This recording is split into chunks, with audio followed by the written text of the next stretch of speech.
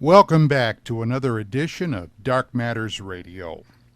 Tonight's show has been some time in the making. As a matter of fact, this has been, in essence, one of the most difficult programs that I've put together for some time. I think the reason for that will become apparent as the show goes on, but I've had to go back through my files, through my records, and audio tapes going 20 years into the past. And the reason? Well, back in those days, as many of you know, I was the director of research for UFO Magazine. And at that time, there was no doubt that UFO Magazine was the magazine of record covering the UFO beat. Back in those days, and I'm talking about the late 1980s, the very, very early 1990s, we made our mark by doing a series of extensive behind-the-scenes investigative reports on not only cases in the UFO field, but also individuals making a major, huge flash.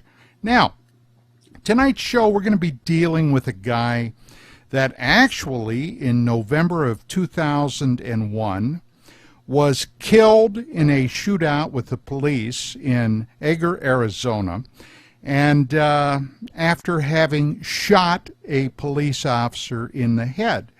Now, this man's name was William Bill Cooper. And you may be asking yourself, why, after all those years, would I be doing a show on Cooper?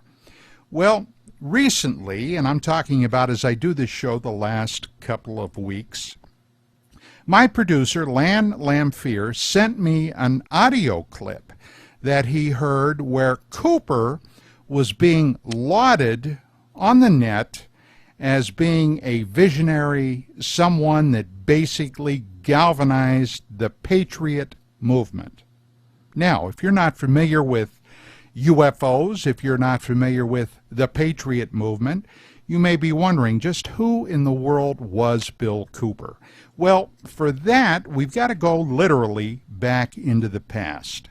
Now, this has been a long process, and many of you listening to this show will not have even probably been around back in the mid-1980s, but we've got to go back basically to the dawn of the computer revolution. Oh yeah, computers. Now, circa 1985, the PC, the Apple, the Amiga, whatever your flavor was in those days, basically was a box that was at home. There was no internet as we know it today. Now, sure, there was an internet, but it was primarily concerned and only used mostly by the Department of Defense and college universities.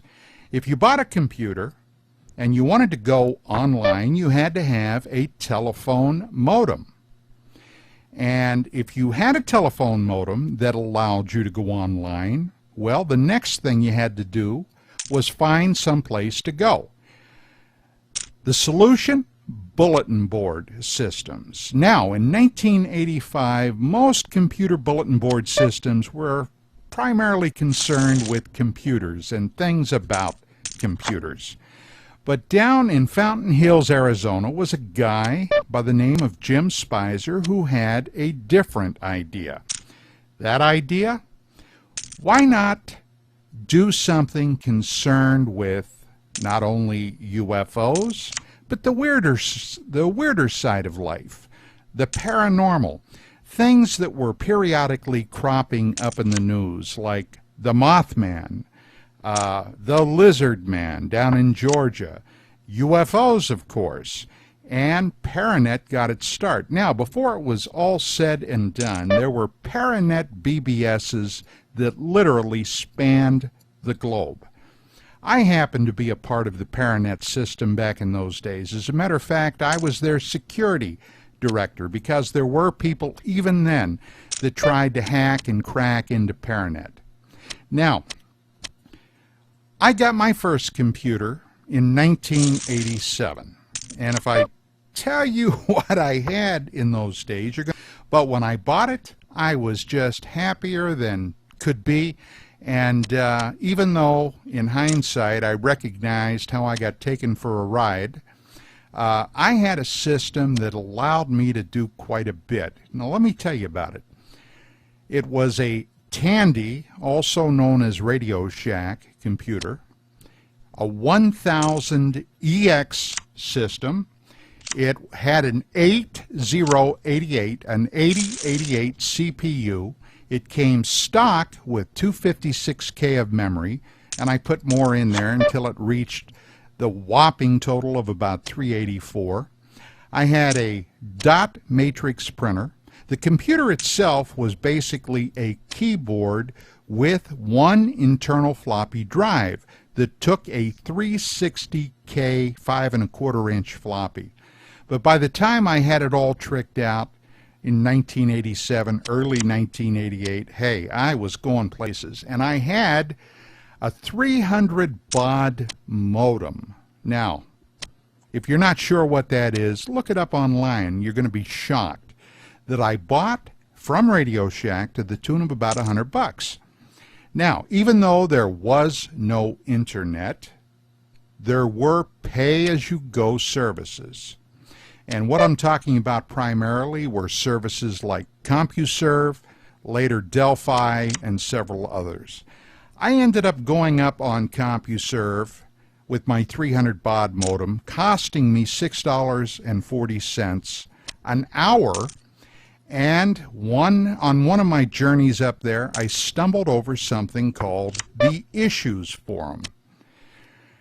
While rooting through there, I came across a number of UFO files, and I came across something else, something called MJ12, which had recently been put there by Bill Moore and Jamie Chandra, the original MJ12 documents. Now, this isn't a show about that, but while I was rooting around, I came across something else called the John Lear hypothesis. Now, John Lear was the son of William Lear of Learjet fame, and he had written a document that was absolutely mind-blowing in its allegations.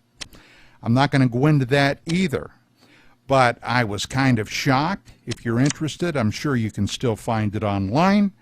And I called John up. We spent a couple hours on the phone, and a week or so later, he UPS'd me a huge stack of documents, including a videotape. Now, reading through this stuff, which basically were documents that were supporting his hypothesis, I found out about Paranet. Paranet was the place that John Lear had first uploaded his document through Jim Spicer.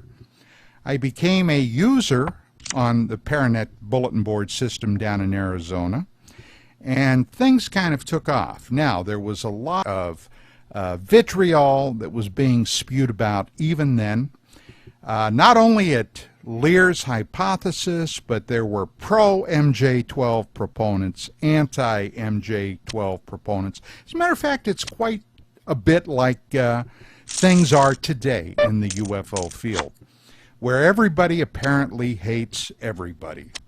So, along about July, another guy popped up on Paranet. And this guy popped up supporting John Lear initially with 50% of everything he said. This guy's name was William Cooper, Bill Cooper. And things then really began to get interesting. But before I get too wrapped up in all this, let me do this first. I want to play for you that audio clip that Lan sent me a couple of weeks ago to let you know what, at least in some areas today, is being said about Mr. Cooper. About what's going on in America. They sow the seeds of discontent for the coming time when America is being led towards this path that we believe it's being led to. We believe America is being set up right now. It's being staged for an insurrection. Now, just a few of the people that we've mentioned so far in this show, I want to point something out. Most of these hosts owe their existence to a man named William Cooper, who single-handedly blazed a trail which opened up investigations into various causes, including the abusive practices of government, the legality of tax laws within the United States, investigations into UFO phenomena, and the Illuminati higher-level Masonic conspiracy that Cooper, from his inside knowledge as a military intelligence agent, knew existed within the shadow government of the United States. Cooper pretty much single-handedly carved out an entire form of media that became underground shortwave radio that pulled in many of later practitioners, including many cheap imitators that even to this very day continue to masquerade under the banner of being heirs to William Cooper. Cooper's group still continues to operate and put out information in a legitimate. Nevertheless, Bill Cooper paid the ultimate price for it when November 5th, 2001 was engaged in a gun battle with police officers in Eager, Arizona, and as a result, deputies shot and killed him on his property. These are the seedbeds of the Patriot movement, and Bill Cooper is a figure that looms large. For all his flaws and for even some of the errors that he may have propagated, Bill Cooper opened up an ability for underground radio to truly have some legitimacy and take away some of the stain of what was called, quote, conspiracy theories. All right, we are back. Now look, we've got to take a quick break. When we come back, boy, can I promise you a whole lot more. Right here on Dark Matters Radio on the Patriot Brigade Radio Network. Stand by.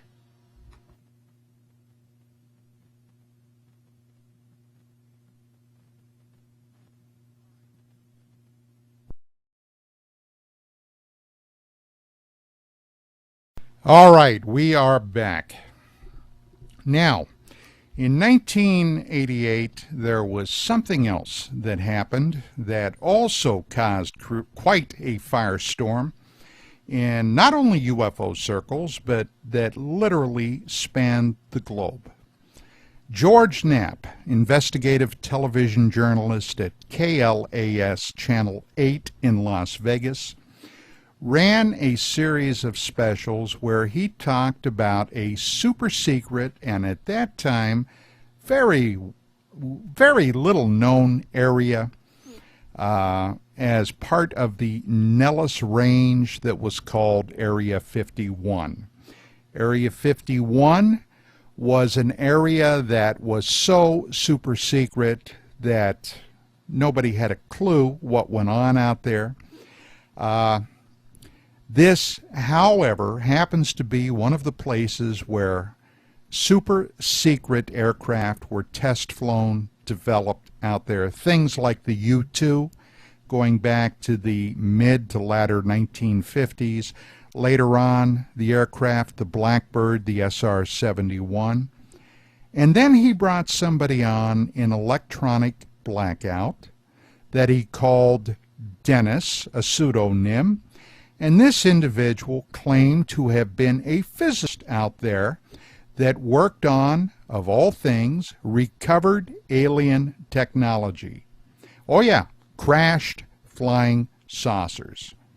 Now, talk about creating a firestorm. Later on, Knapp was to do another series of interviews, about a year later, as a matter of fact. But now he identified the individual, a man by the name of Robert Lazar, Bob Lazar. Now, UFO Magazine, of course, was extraordinarily interested in this. And since I knew most of the players down there, by this time I knew John Lear, I certainly knew George Knapp. I later met and discussed, talked to, and interviewed Bob Lazar and Lazar's very good buddy, Gene Huff. We became privy to a lot of information that was not yet then public. Now, of course, there were a lot of people that claimed that Lazar was not the real thing. There were people that alleged that he was a disinformation agent. He was basically a ozone-sniffing sky pilot. But the one thing about Lazar's story that always struck me as something that I couldn't explain was that unlike so many other people in the UFO field, his story never changed. Now, we got to bring another name into the mix at this time. Now, remember, circa 1988, 1989, there were no Art Bells. Art Bell was doing satellite political talk out of his trailer in Pahrump, Nevada. There was no Don Ecker. I did not begin broadcasting until 1991. But there was a guy in Las Vegas, Nevada. His name was Billy Goodman. He had a show called The Billy Goodman Happening. At the time, it was on KVEG. I believe it was 870 in Las Vegas. And after George Knapp's second series on the super secret area known as Area 51, Goodman secured quite a coup by getting Bob Lazar and Gene Huff to come on his program. Now, when all this was happening, off on the wings was John, still extremely active in the UFO field, and up and coming Bill Cooper. Now, when Cooper first surfaced in the summer of 1988, he came on the Paranet bulletin board system, claiming that in the mid-1960s he was a sailor that was stationed on board a diesel submarine, the USS Tyru. And along about 1966, Cooper claims that while he was on lookout on the bridge of the submarine, of course the sub was surfaced, he and several other people were shocked by a gigantic, and I'm talking about aircraft carrier-sized UFO that he alleges left the ocean, flew up into the sky through some clouds, and then either it came back or another one almost identical to it came back. In essence, that was the original story that Cooper gave out. However, as time went by, the story began to change. Soon he was talking about having been part of a ultra-secret naval briefing team in SINCPAC fleet in the early 1970s, circa 1972, 1973. And he alleges that while he was part of this briefing team, that he, in fact, was privy to some of the most ultra-top cosmic secret things in American intelligence. And these were to include items like something he later called Operation Majority, which in fact was, in hindsight, a ripoff of Bill Moore's MJ-12 documents that Moore claims to have been privy to. And even later, one of the most corrosive pieces of disinformation to come out of that era of time, involving the John F. Kennedy assassination and allegations that actually it was Kennedy's Secret Service driver that fired the fatal headshot. Now, if you're not familiar with this piece of disinformation propaganda, its genesis actually goes back to this period of time. I've got to mention another name, a man by the name of Lars Hansen. Now, Hansen for years had been a fringe researcher, investigator, looking at some really odd and off-the-wall things. But he became involved in the John F. Kennedy assassination. He was working with a couple of guys in Northern California that had a theory that the driver of JFK's limousine in Dallas on that fateful day of November the 22nd, 1963, was somehow involved in the murder of President Kennedy. Now, they didn't have a lot of money. They were able to secure a very poor copy of the Zapruder film, probably what Hansen later told me was a fourth or fifth generation copy. They got it into a lab. They washed all the color out of the Zapruder film because, as you may or may not know, the Zapruder film originally was colorized. What they were trying to do was to enhance the contrasts in this poor generational copy of the Zapruder film. And while they were doing all this and putting it together and taking a look at it, for just a sudden split second, it appears as if the driver is sitting there holding a pistol, a handgun. Now, I know this is radio. It's tough to imagine this if you haven't seen that video. I do have a copy of this video, which incidentally is titled Dallas Revisited. But some little known facts about this, if you were around then or if you heard about this later. This video was never, ever to have been in the public arena. When Hansen had this done, and he put some narration on it, basically what he wanted to do was to find some investors to basically finance his and his two friends' research into the JFK assassination. Now, back in those days, there were a lot of people that were banging around the periphery of the JFK murder. People like Bob Groden, David Lifton, incidentally, people that Lars Hansen knew. And then one of the biggest mistakes ever. Hansen had been in Las Vegas, saw a brochure listing a public talk that John Lear, son of aviation genius William Lear, was giving on his UFO research. And Hansen went down there thinking that if he could interest Lear in this, Lear, whom at the time Hansen believed was part of the Lear fortune, might be persuaded to finance his research, not being aware at the time that Bill Lear and John Lear had had a major falling out before Bill Lear's death, and Bill Lear had cut John from the family fortune. Well, he got down there, met Lear, told him who he was, and gave Lear a copy of this tape. Now, things were to get even more interesting, talking about Bill Cooper. All this time, Cooper's story kept increasing in size and scope. Now he was a former intelligence briefer, which incidentally, in 1990, I did an extensive research and expose on Cooper, which is one of the reasons that we're sitting here today talking about this.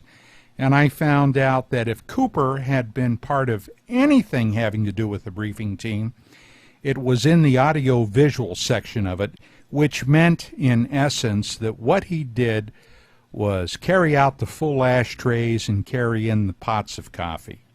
But be that as it may, later I was to talk to a number of people about Cooper's background. One of the people that I interviewed was former Las Vegas Bullet reporter Mr. Tony Pelham. And I interviewed Pelham about Cooper and his story, and this is what Pelham had to say.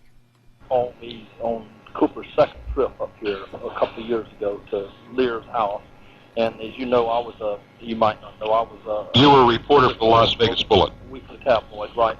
And I saw John doing these lectures, and I said, wait a minute, John, he's a wealthy, intelligent guy. So I went up, introduced myself, and said, John, I want to write about this, but I said, either I'm going to write that you're a kook, or I want to retrace everything you've done so I'll understand about the little graves and the underground bases and all that.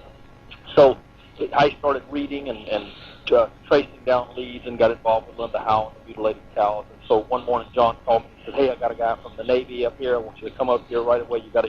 I went up, introduced myself as Cooper, He talked for about 2 hours and explained his whole story from 1972 when he saw these documents, the briefing team, and so forth. So I went back and I tried to absorb this, and then I started talking with Cooper on the phone. And he gave us this name of Bob Swan. And Lear had been over to Hawaii since then, and he wasn't able to get a hold of this Bob Swan, but he said he was a building contractor over there. I kept calling until I finally got Bob Swan on the phone. And I introduced myself, and Swan concurred. He said, yeah, he says, I was Bill Cooper's closest friend in 72. It was the night of the eve of the wedding. Bill Cooper came to me and said, hey, I've got these documents. Now, let me ask you a question, Tony. When was this that you spoke to Bob Swan? Do you remember the ballpark date? Because I have a reason for asking this. Because have you seen Linda Howell's book, The Alien Harvest? Oh, Linda and I, see, I'm a mutilation researcher myself. Okay, well, what I was going to say was, it was, as soon as I got a hold of him, it was that following, and I told Linda, and I gave her his phone number, she got a hold of him, and then that letter that Swan sent her, whatever that date is, it would have been about 2 to 3 months prior to that when I talked to him. So we're talking roughly September, October 1988. Right. So that's when I talked to Swan. Swan, I was impressed. He was legit. He says, yeah, and he seemed to be a very successful building contractor over there, and he goes from island to island. And so I said, did you know? Yeah, he says, but Bill came to me with these documents. He said he had these documents, and he was talking about the astronauts and the UFOs and that. He says, I can tell you up front, he says, I never accepted any documents. He says, first of all, he says, if Bill had some top secret stuff, he said, as a civilian, I didn't want to have anything to do with, he said, because that's against the law, and he says, I figured our government knew what they were doing. But he said, yeah, the only thing he would talk about was, yeah, John said it was talking about there was a base on the other side of the moon and that our astronauts had been followed by UFOs. That was the extent of it. There was none of this Kennedy stuff or any of that stuff. So I said, what did you do? He said, listen, I didn't get any documents. He says, John, Bill never gave me any documents. He said he had some papers there, but he says, I don't even know that I actually looked at them. He says, I just didn't want to be involved in it. He says, but Bill did seem to be very concerned about the whole thing. Now, wait a minute now, Tony. Let me make sure I get this straight, okay? I want to get this absolutely correct.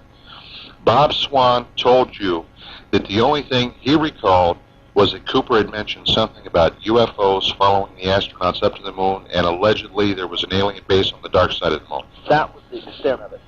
No, and I talked to him for about a half an hour on the phone.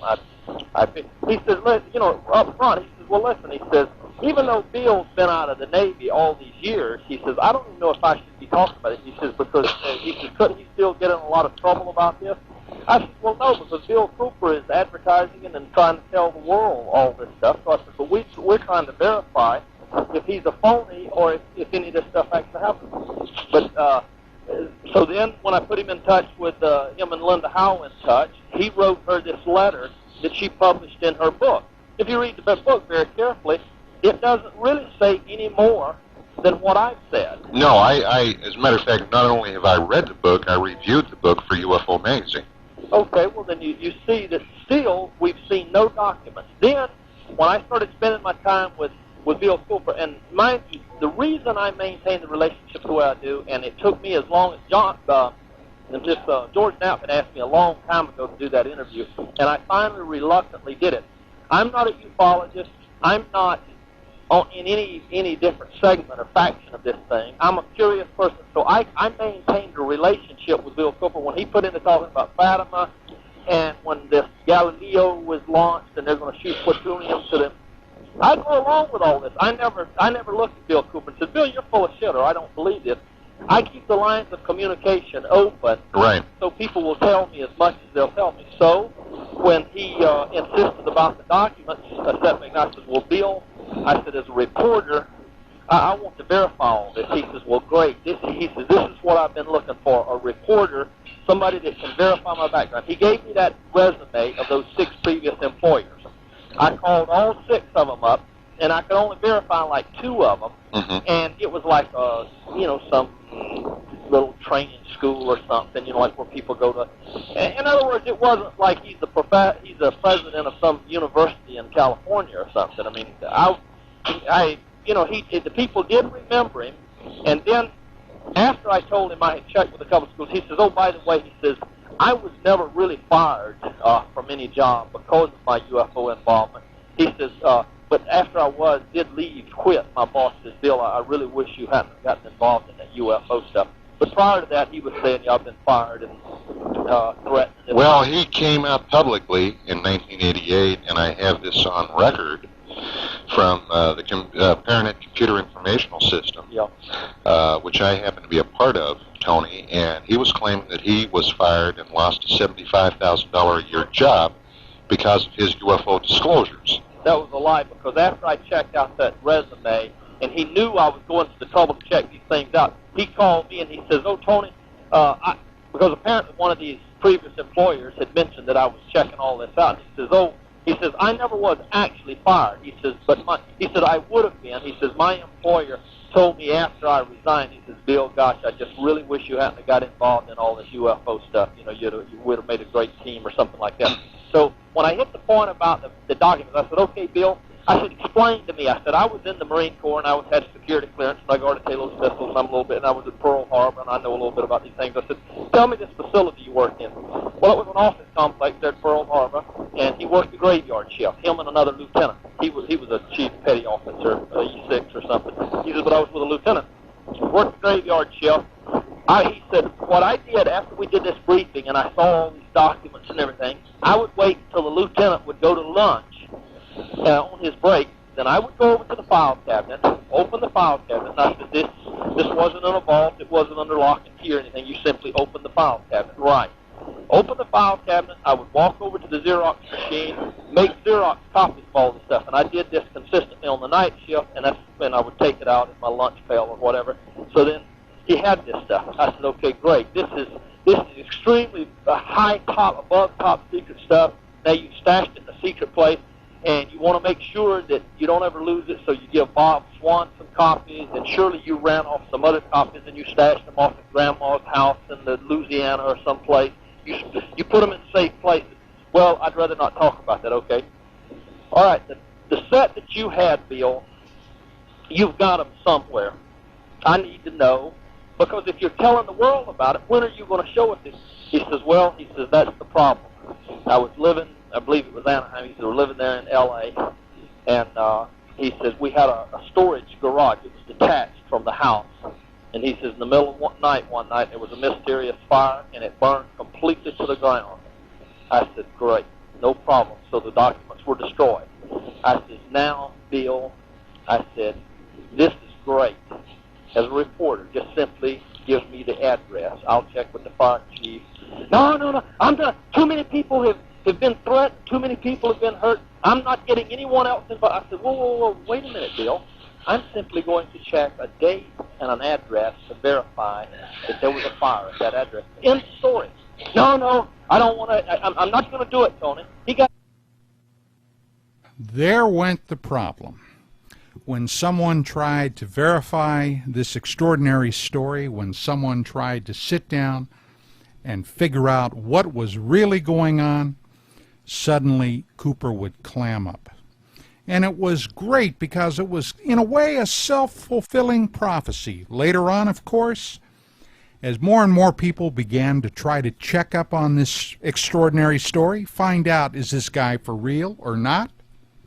Suddenly, here we were, all agents of the secret government, trying to destroy Bill Cooper, who was trying to bring the truth to the American people, while he was wrapped up in the American flag and the Constitution of the United States. We're going to take another break.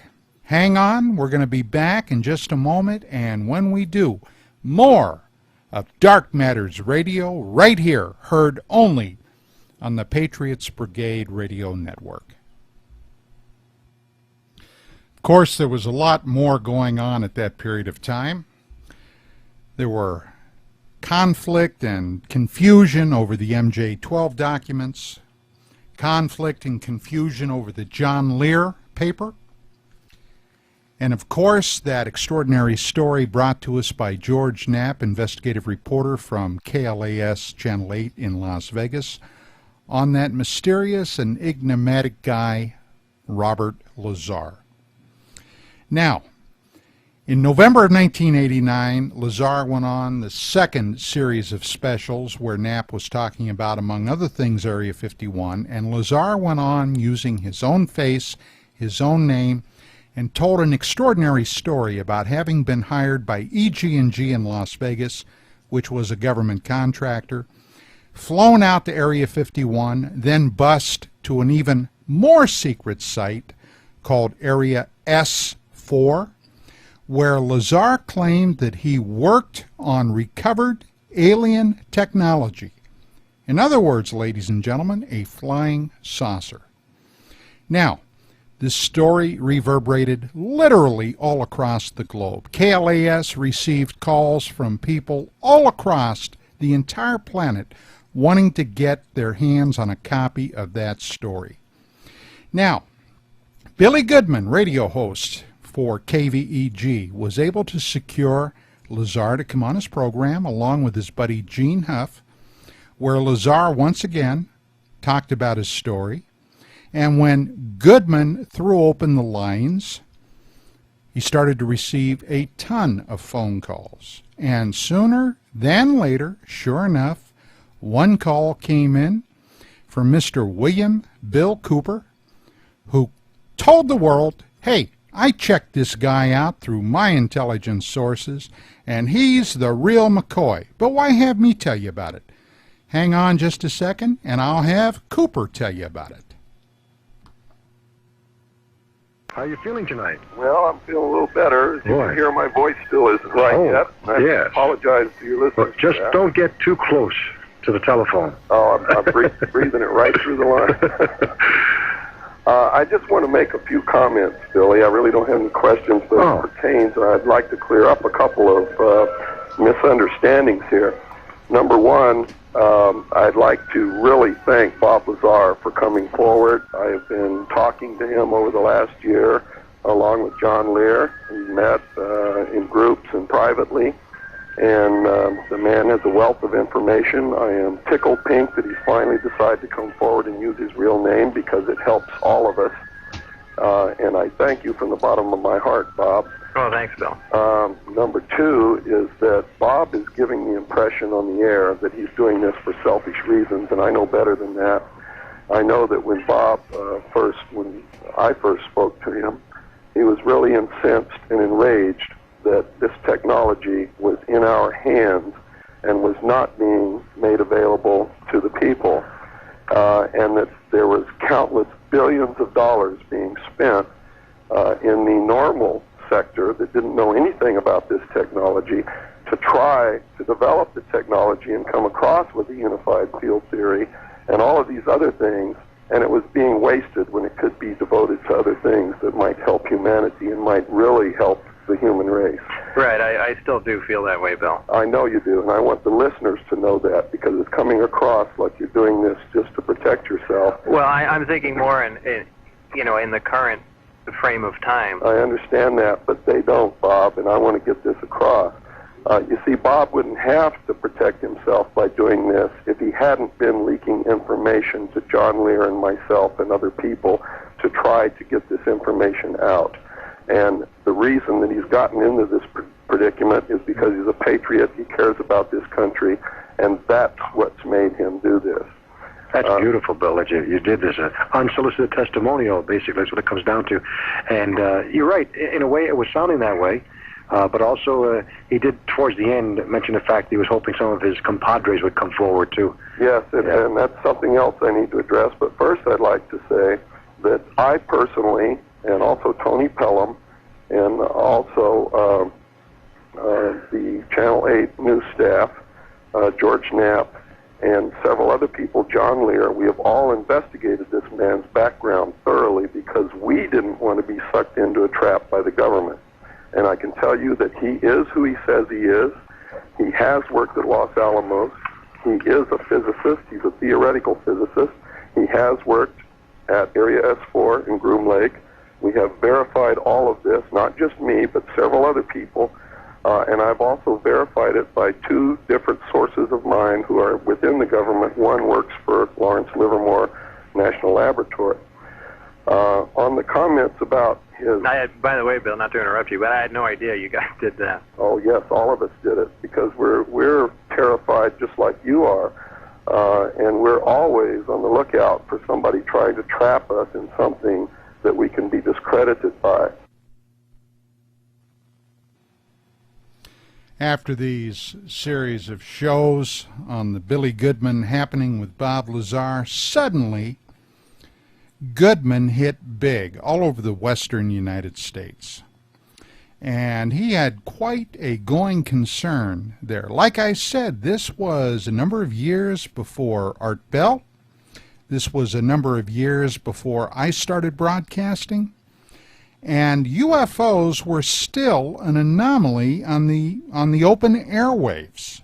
And remember, there was not an internet like there is today. You could not find this stuff on the net because the net wasn't accessible. So suddenly Goodman hit it big. Now, for some unknown reason, I still am not sure why, KVEG fired Billy Goodman. However, he was soon to get another radio program on the Infotainment Network out of Utah. But in the meantime, this was toward the end of 1989, the beginning of 1990, and things began to change. George Knapp had done or was planning another series of UFO specials. Now, down in Las Vegas, they play hardball. And I'm talking about real hardball. There were a number of other competing television stations that were pretty upset at the huge ratings that Knapp had garnered. So, playing hardball, what these people did was to go out and hire some private investigators. And they began following George Knapp and Bob Lazar around. Now, Lazar is a rather interesting guy. Even today, it's been a number of years since I've spoken to him, but still there are things that periodically pop up about Bob Lazar. During this period of time, Lazar, after he had left his gig at S4, he had taken a number of people out to the Groom Mountains to watch a secret test of one of these objects, whatever they were, regardless of whether they were a genuine flying saucer from outer space or some type of ultra top secret government project. He let John Lear, Gene Huff, and his sister-in-law know that there was going to be a test. At the time, they were testing these secret craft mostly on Wednesday evenings. They all went out there. They saw a test of something darting around the mountains at unbelievable speeds, just a brilliant white blob of light. But when they got all done, later, as they were leaving, they got caught. They got stopped. And as a result, Lazar was busted. Now, he was taken in for a debriefing. He was, according to his own story, threatened at gunpoint.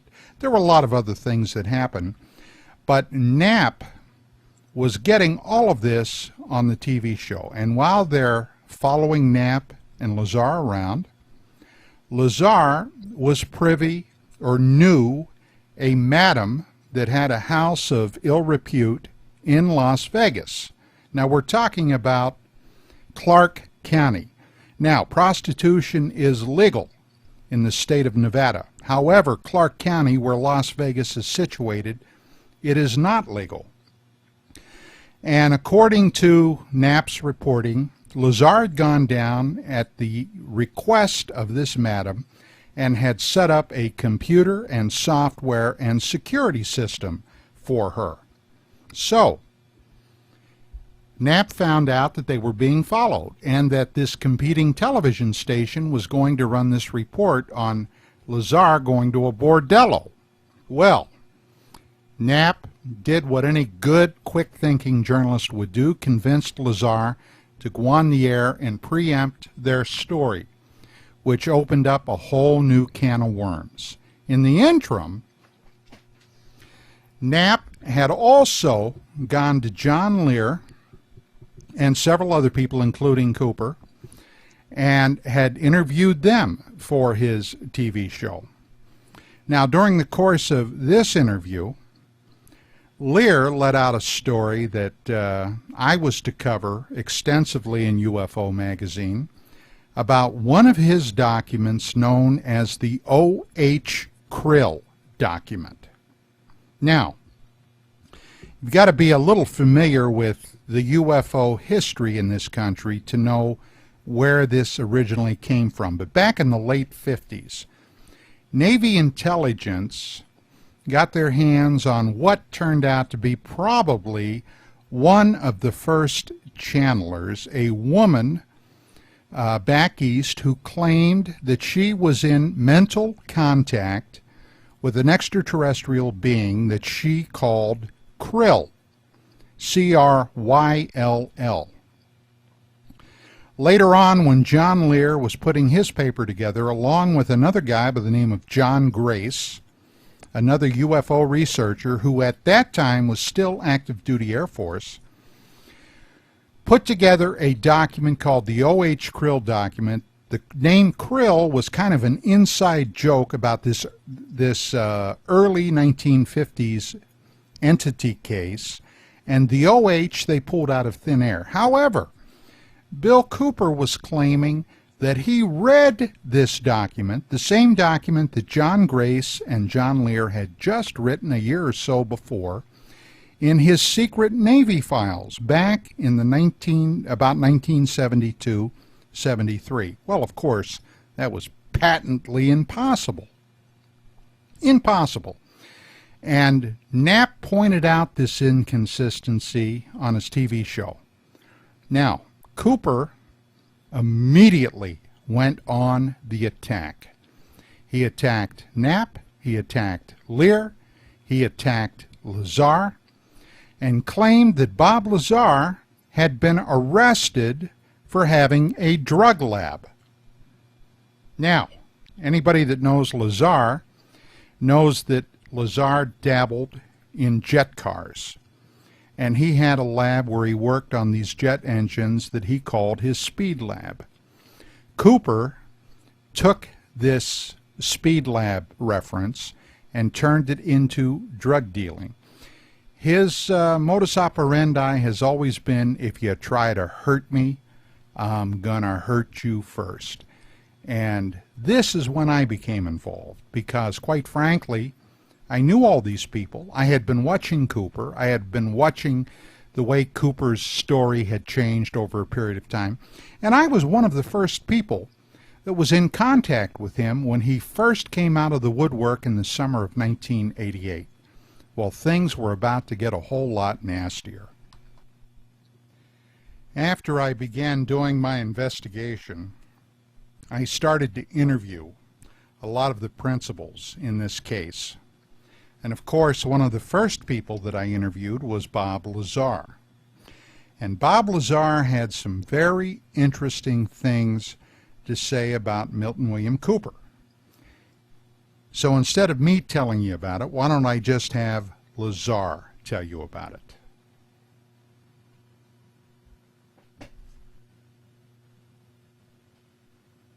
The thing that I found so amazing is that John Lear was basically the reason that Cooper ever received any notice in the UFO field at all. Right. And he really took him in, he befriended him, he gave him God knows how much information. Oh, I know. I was there the one time when I think it was one of the first times Cooper came over. We sat down, and Cooper was just awestruck over what John Lear was saying. And, I basically asked John, who is this guy? And he said, he's okay. And I went on and told John some things. And Cooper said, I'll tell you one thing, you guys know a hell of a lot more than I do. And, that's a quote directly out of Cooper's mouth. And now Cooper knows all, and I don't know what Cooper really did, what his involvement was, but As far as going back to 1972, 73? Yeah, who knows? I don't know. Well, I've got a hell of a lot of information. So, this was another inclination that a lot of this appeared to be made up on the spot. Now, the other thing that Cooper was really pushing then was the JFK assassination tape. Now, remember that in this tape, which was originally made by Lars Hansen, and it was never meant for public dissemination, Hansen had given a copy of this to Lear, thinking that Lear might be able to help finance his research. Cooper appropriated that.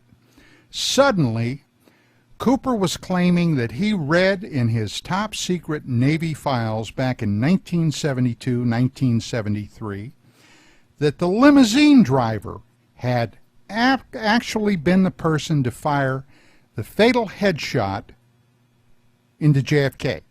Now, originally on this tape, and originally Cooper claimed that what the Secret Service agent was shooting was a .45 caliber handgun.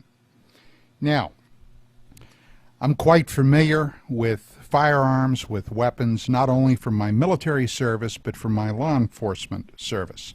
And I'm here to tell you that if you have never fired a .45 automatic or seen one fired, it has extensive muzzle blast. Believe me, you can't miss it. But it's obvious on this videotape that there is no muzzle blast, which in hindsight makes sense because there's no gun.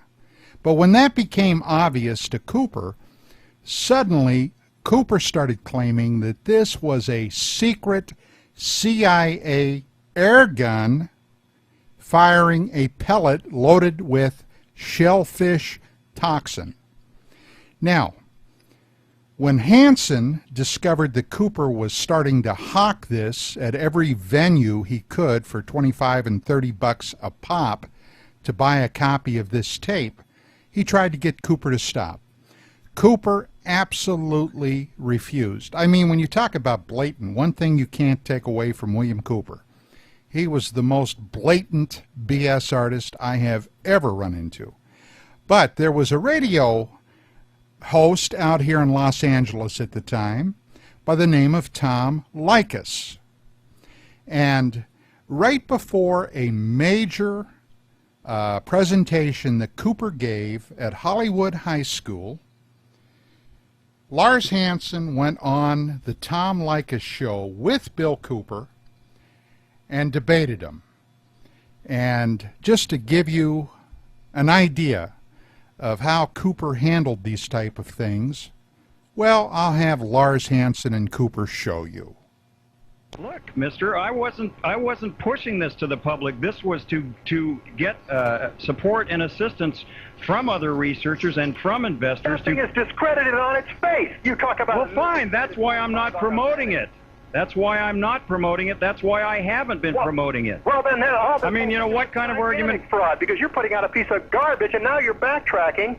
Sir, you put out a piece of black and white nonsense. Hey, look, we've already heard that, pal. I didn't put it out. I gave poor quality copies. That's all I had to work with at the time. The reason I made it was to get some backup and support. That's why I got in touch with Greitz, hoping that some of his associates, like Ross Perot, might be able to fund my getting hold of an excellent quality copy and having it digitally analyzed. That was the reason the thing was produced. If you did any research, you might have known that. That's why I haven't been promoting it or pushing it to the public. Okay? Well, Cooper's the guy that's doing it. Here's another discrepancy there, because you got that copy you had directly from Grodin, who, according to you, has the best copy in the world. You told me that yourself. No, I did not, Oh, Bill. yes, you I did. got that copy, an 8mm. Oh, yes, I have you the did. man who gave it to me, a Super 8mm copy from David Evans, okay, in Northern California. You told me you got your copy directly from Bob Grodin. No, and I Bob did Grodin not. is the man you cite as your hero and the best researcher and expert on the field. He knows the a lot man more who about it than lied you to do. the Senate committee about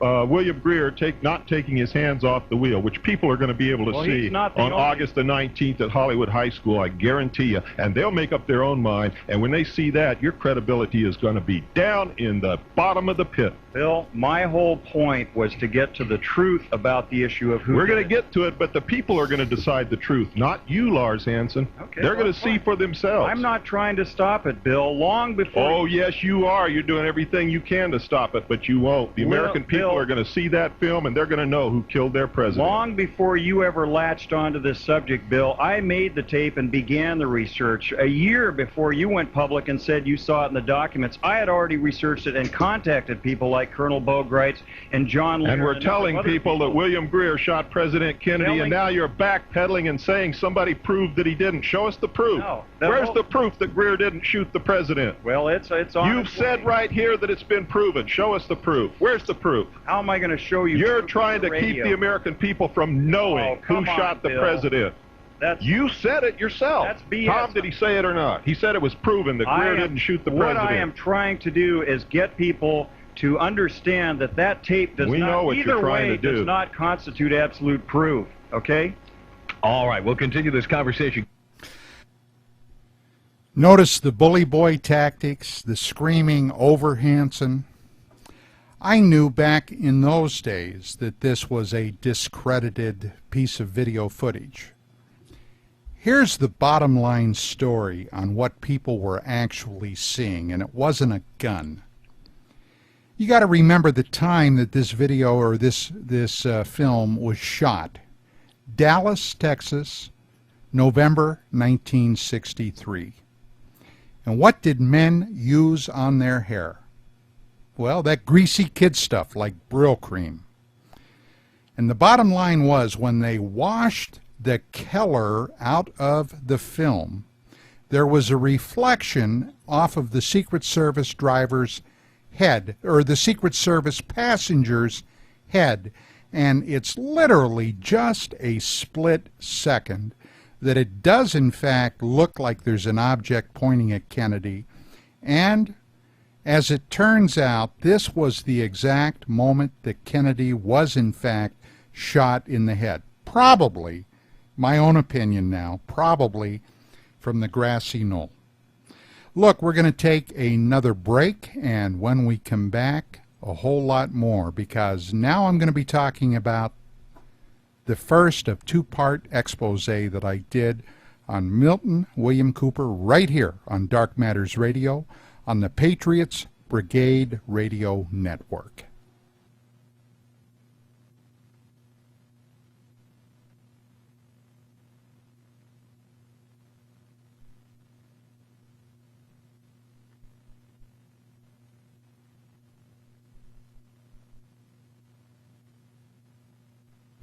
Welcome back to Dark Matters. Okay.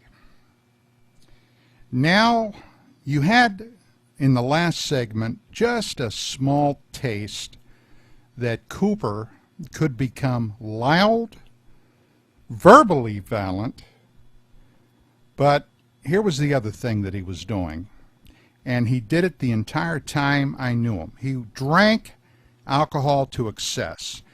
As he later told a couple of people he was in business with, Hollywood movie star Michael Callan, and Callan's best friend, who was an old-time Hollywood executive by the name of Doug Dean, he would drink a bottle of Chivas Regal nightly, or at least every other night. He was so concerned about the secret government coming to get him.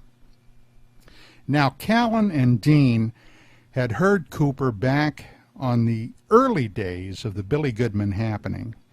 Doug Dean had had an interest in UFOs for many, many years. So he got together with Michael Callan. They approached Cooper and said, look, we could package you in the show business way and get your message out there in a big way. Are you interested? Well, of course, Cooper was.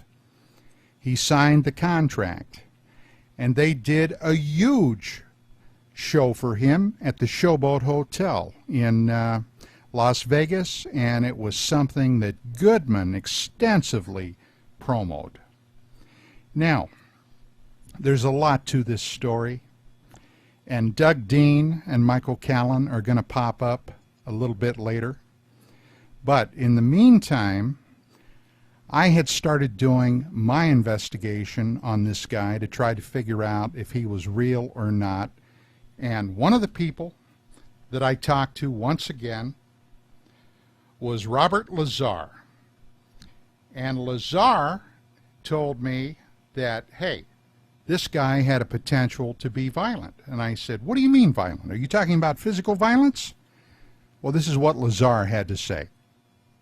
Someone really needs to do that because he is absolutely... The unfortunate thing is he's an intelligent man. From the couple times that I've met him, I've seen that he writes well, he comes across well, and he's very believable. And that's really unfortunate because I hate to call someone a psychopath, but he's really crazy. I mean, he comes out with the most... of course, unless he knows exactly what he's doing and, he doesn't believe it, but it really seems like many of the things he writes about, he honestly believes to the point where he'll fight about them and get violent. You mean physically violent? Physically violent. With whom? John Lear.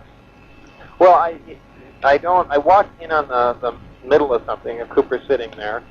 Okay. I just walked in with my sister-in-law one time, and Cooper was sitting there talking to John, and who was kind of upset about something being printed or something like that. I don't remember exactly what it is. I don't know. After a brief time talking with Cooper, he got up and started screaming and throwing shit around, and he was a lunatic in no time at all. Granted, he was drinking a lot, and there again, both times I met him, he always has some liquor connected to him, not beer or something like that, but always drinking some sort of hard liquor. So I've never seen him in a completely sober state. And I had some dealings with Cooper when he was liquored up. Here was a guy that when he felt you wronged him, would wait until the middle of the night, start drinking. The more he drank, the angrier he'd get, and he would start leaving phone messages on your answering machine.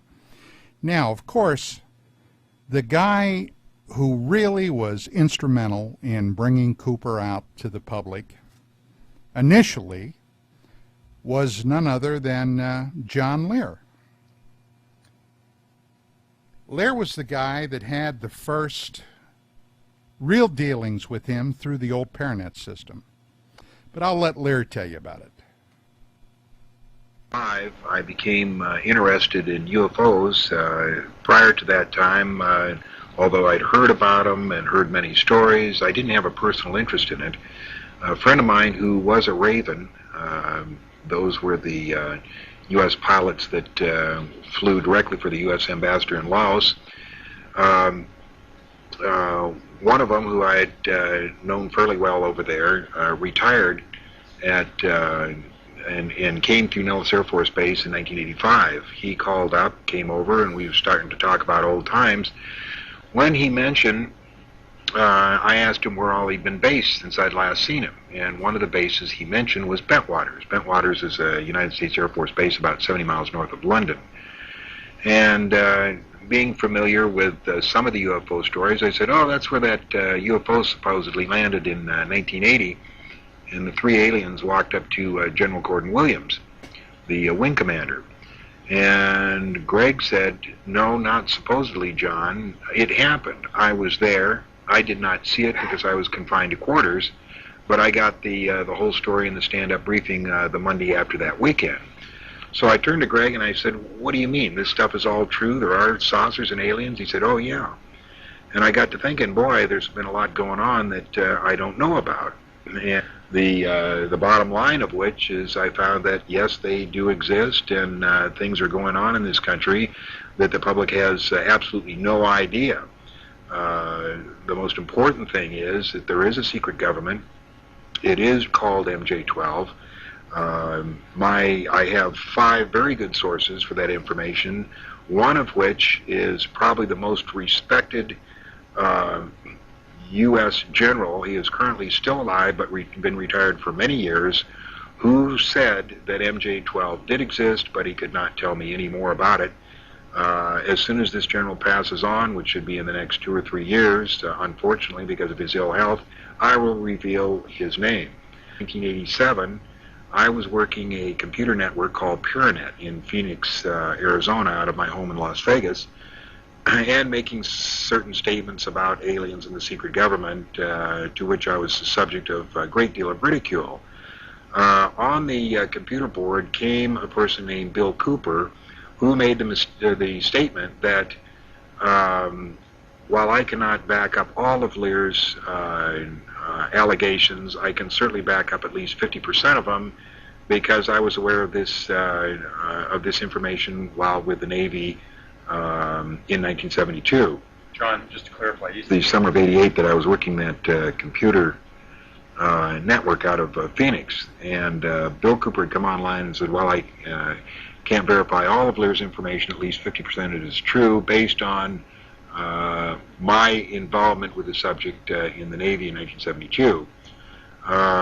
When Bill began to support me, I began sending him information and copies of documents which I had. Specifically, in August or September, I sent him a Federal Express package which contained a copy of literally everything that I had gotten as far as information on UFOs and the secret government. I sent him a number of tapes. There might have been 3 or 4 of videotapes containing video programs such as the 1985 CNN broadcast of the Bentwaters incident, UFOs past, present, and future, that was produced in cooperation with the Pentagon by Sandler Films, and a number of other films. In this package was the President Kennedy tape, the Zapruder film, or a copy of the Zapruder film, which I had obtained from Lars Hansen.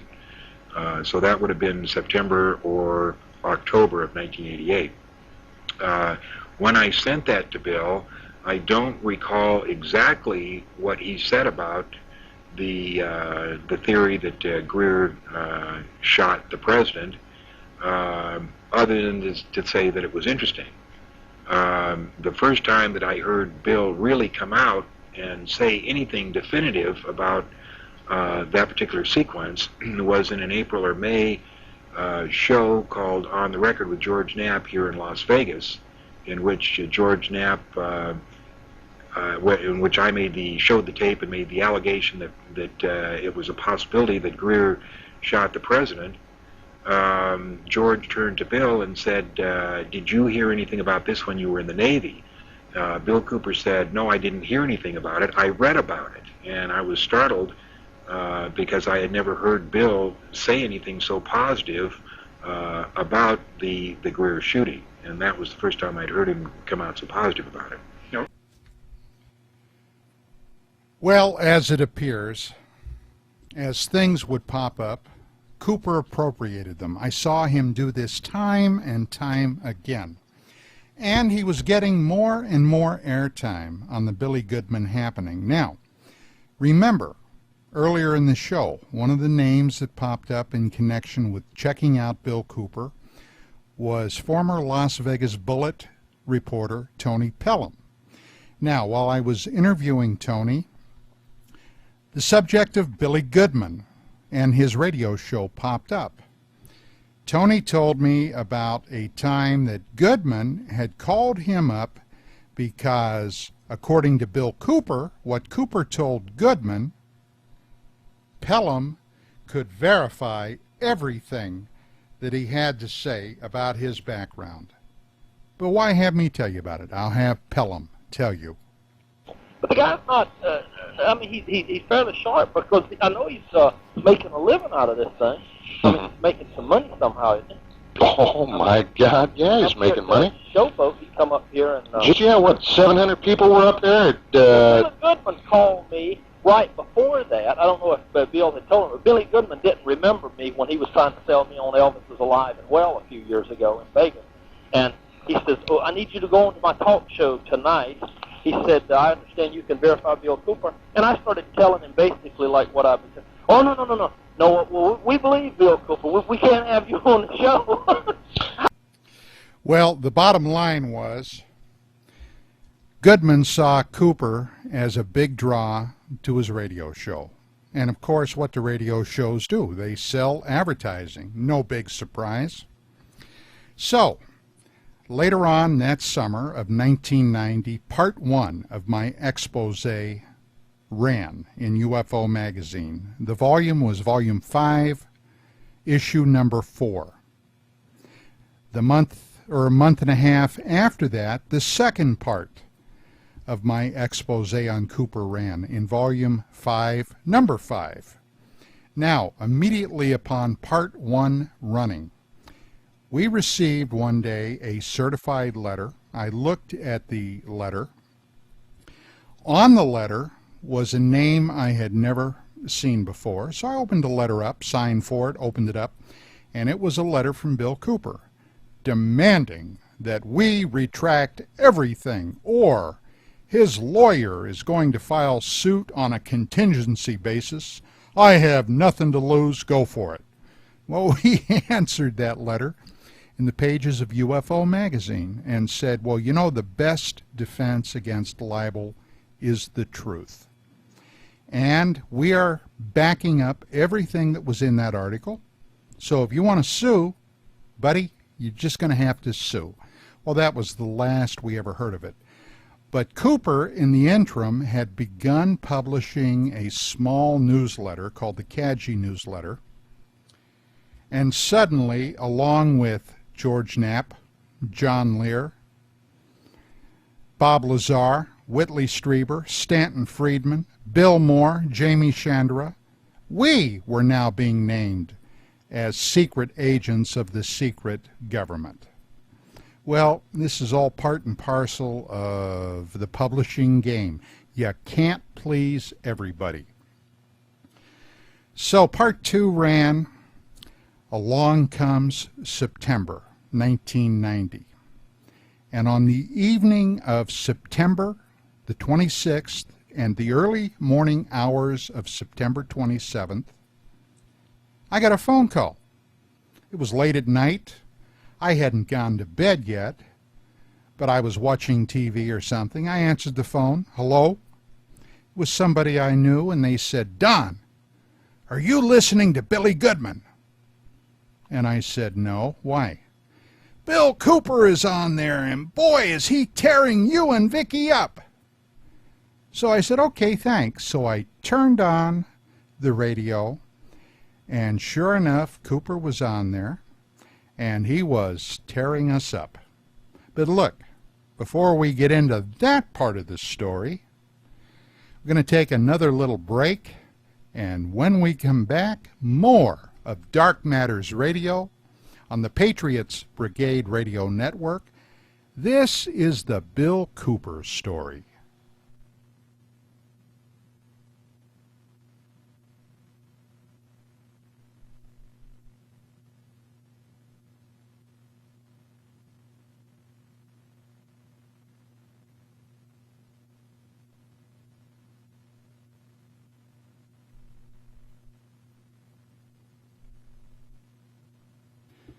Welcome back to Dark Matters Radio. Now, later on, a friend of mine sent me an audio tape of the entire show because, quite frankly, I came in the latter part of the show, like an hour before it was going off the air. I reviewed the tape, of course, and for years it's been sitting in my records. But when I was getting ready to do this show, I went through literally dozens and dozens of audio tapes looking for the appropriate quotes that I needed for this story. And finally I came across this. Now, in retrospect, this particular confrontation on the radio became almost legendary back in those days. But Billy Goodman had found a meal ticket in Milton William Cooper. Cooper would come on, make these wild, fantastic claims, and people loved it. They ate it up. Of course, that's always been a problem with the UFO field. People want to believe. They want to believe in lieu of doing actual research to find out what the real facts are. But that's just for another day. Let me play some of this this Billy Goodman show, and you can have an idea of what was happening here. All right, here we go. Billy Goodman. The spiritual happening anywhere in the entire universe. And as the theme song says, we'll be talking UFOs and conspiracies and much, much more with our guest upcoming very, very shortly. Our guest will be Bill Cooper. Bill Cooper, who believes we're heading for a one-world government. Bill Cooper, who had the privilege of looking at some top-secret papers at one time. Bill Cooper, the very same man that saw a UFO coming up out of the water, hovering above a huge ship out in the middle of Midway.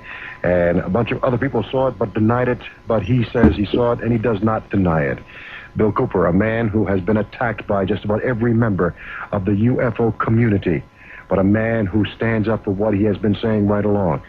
And Bill Cooper is a man that has been telling a story, and a story that sometimes is hard to believe.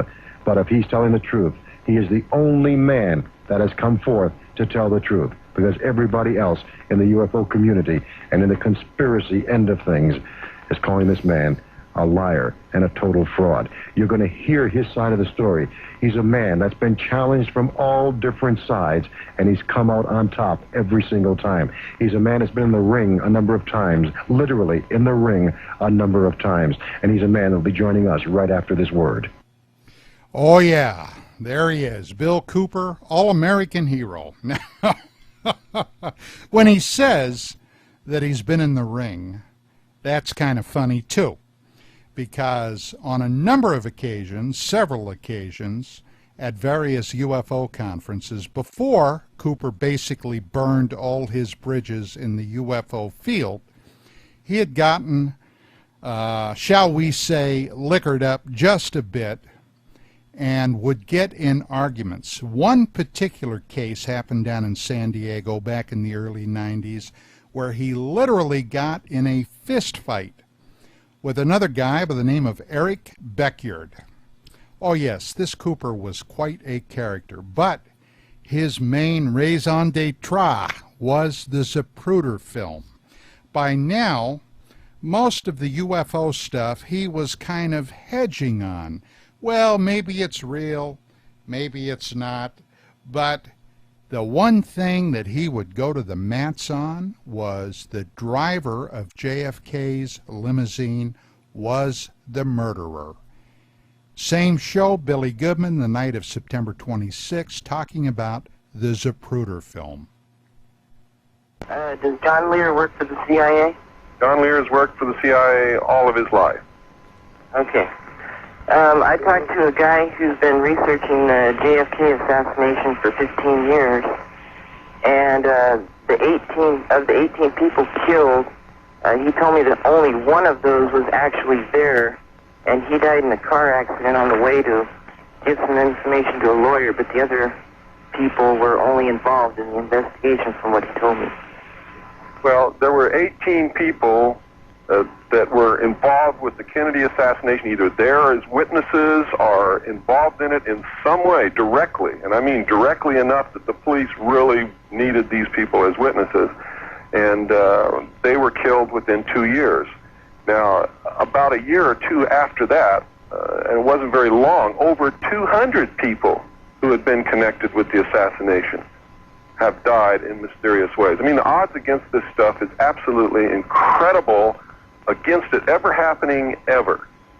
You know that right now, over 200 people connected to the Kennedy assassination are all dead? Right this very moment? Yeah, that's amazing. I borrowed an 8mm copy of the Zapruder film, and I looked at it with a handheld microfiche reader, and at first I thought it was a gun, but I think Bo Grice is correct, and what looks like the barrel, I think it's the reflection of the guy's head, and if it was the barrel, it's pointed above his head. Well, in the first place, it's not a normal gun like you're used to looking at. I think if you've heard me speak, I don't know if you have or not. Yeah. It's a pistol that was developed by the CIA for assassination attempts at close range. It's electrically operated, gas-powered. It fires an exploding pellet, not a regular lead bullet. And it doesn't use a powder charge. It uses a gas, like a pneumatic pistol. I don't really know what the shape of the thing is, although there is a very famous photograph of Barry Goldwater holding the thing at one of the Senate hearings, I believe in 1976, the Senate Select Committee on Assassinations. And it is very difficult to make out what it is that Greer is holding in the film. But it is not a reflection on the top of Kellerman's head, I can guarantee you. And you can see the end of the barrel sticking out past Kellerman's head in the back. And you can also see Greer bring the pistol up across his chest and over his shoulder before part of it disappears behind Kellerman's head. And you can also see him take it back down across his chest. Now, Greer testified that he never turned around. The so-called expert on the Kennedy assassination, Bob Groden, who was hired as the photographic expert, the man who has no degrees in photography, has no experience in photography whatsoever, told the Senate Select Committee on Assassinations that Greer never turned around either. I guarantee anybody that watches that film can see Greer turn around. All right, Gary, thank you for your call this morning. So, there we have it once again. Now, Goodman, well, who knows what Goodman believed? But at this period of time, now it's been a year or more that Lars Hansen, among other people, have been out there trying to dissuade this notion that somehow the Secret Service agent driving Kennedy's limousine was actually the executioner of JFK. Somebody called up another caller into Goodman's show, and Goodman apparently, well, say he was a little upset at this. I'll let Goodman tell you all about it. Above his shoulder, and I say something because, like you say, it's not a gun per se or a weapon we're used to seeing, and something does happen there. That's right. Bill, why do you think it is that people are coming forward saying that that's not actually happening right now? Well, I don't know. I think people got cold feet. I think the person that originally made the film maybe made it and tossed it out to see what the public reaction would be to the truth, but they didn't count on me coming along.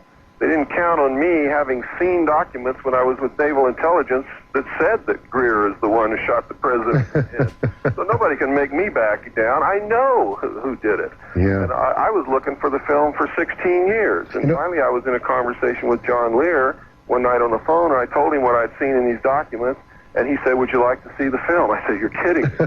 I've been looking for that film for 16 years. Yeah. And so I got the film.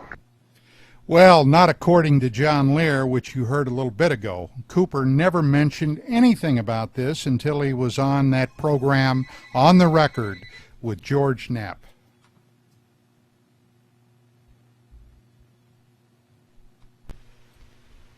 Now, by this time, with my Part 1 expose in UFO Magazine having come out and my Part 2 just coming out, and a number of very prominent people within the UFO field all asking questions about Cooper, he was beginning to feel more and more isolated.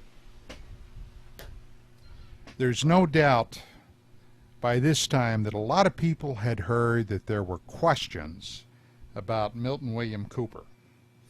Now, this was something that Goodman addressed, especially on this particular show, because by now it was common knowledge that Cooper had made a number of serious gaffes that came back to haunt him. This is how he responded. Question, hopefully you'll answer it for us. Why is it that members of the UFO community are calling you a fraud and a liar and really coming after you and trying to stop you on your quest? Well, it's not really the members of the UFO community, Billy. It's the leaders of the UFO community, and it's not all of the leaders either, because some of the leaders are staunch supporters. The ones that I have identified as working for the government, putting out false information, and the ones that I have identified that are working in this program to create an alien enemy, to convince the people that we're under a threat of an alien attack, those are the people who are coming against me, and they're coming against me for a very good reason. Because if I turn out to be right, they're dead ducks. Okay, so he took North some Hollywood, more calls. California, and there's Chris. Good morning, Chris.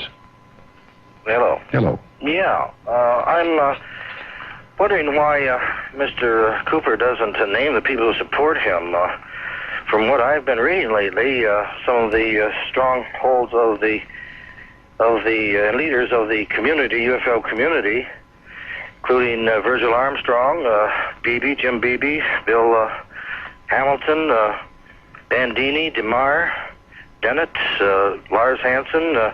These people themselves have been putting the facts as the way they see it. It's very much against your presentation of being original and being authentic. As far as your ethics go, they don't seem to think too much of that. And I think this extends to MUFON too. People, how can you comment about that? Well, certainly, I'll be happy to comment about it. The people that you're naming, for instance, Virgil Armstrong has been affiliated with the CIA most of his life. He was an intelligence officer in the service. Weren't you in the intelligence in the service? I was, that's right. But I was never with the CIA, and I also was not an officer. You understand? Well, I don't know. There's a big difference, and for people in the military, they know what that difference is. You see, there's rules and regulations that say you can't talk about this stuff.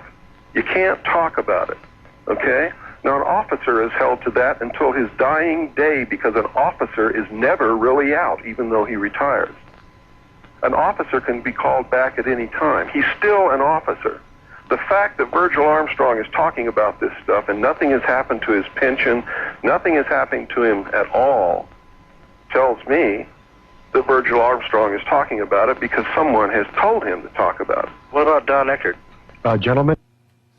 Well, now a name came up that Cooper was not too happy to hear. And that was my name. Now, this is when he started his attacks, and later, a little bit later after this, in real time, is when I got the telephone call telling me to tune in. But this is Cooper's response.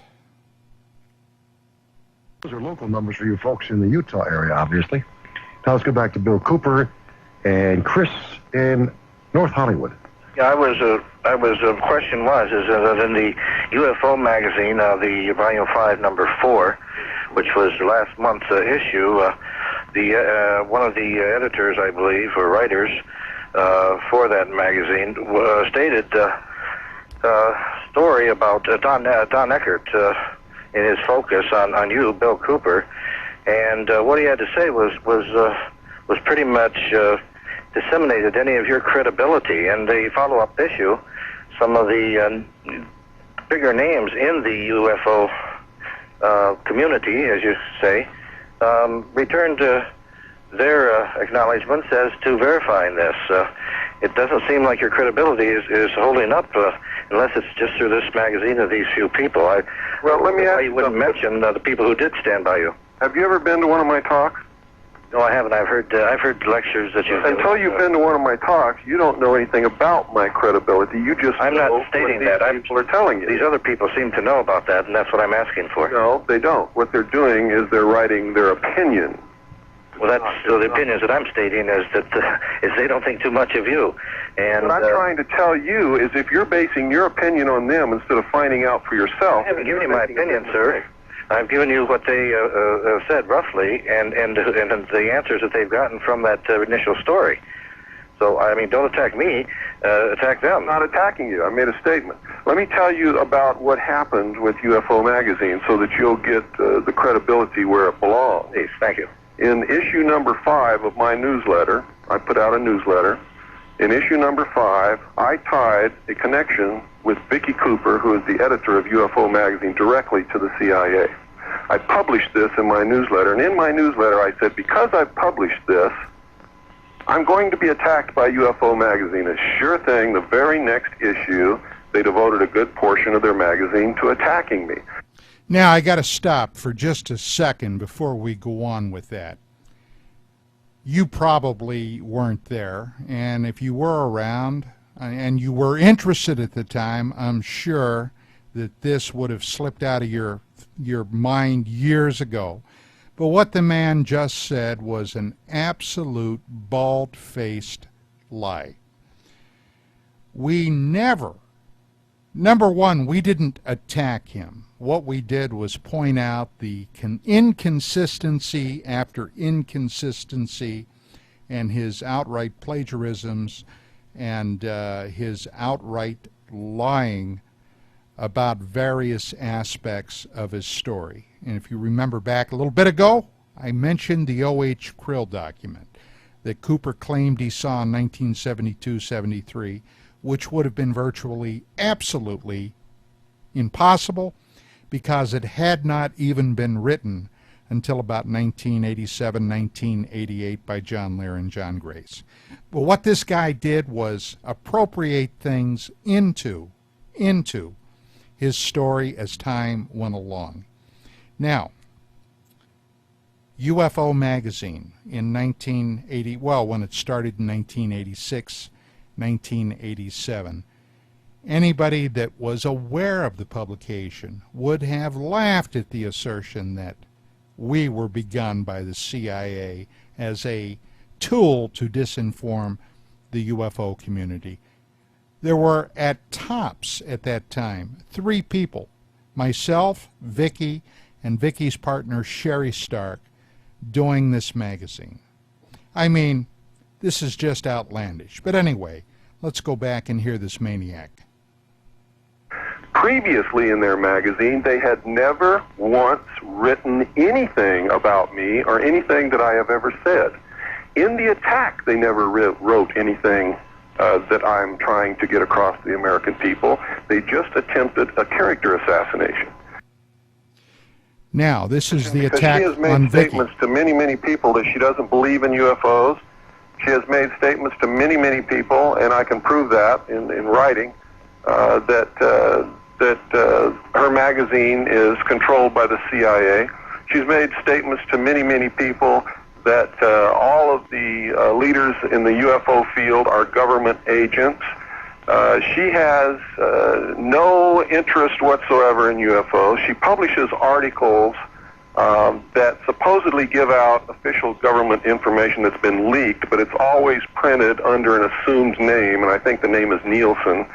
All kinds of weird things with that magazine, but there is a definite CIA connection with Vicki Cooper and UFO Magazine to the CIA.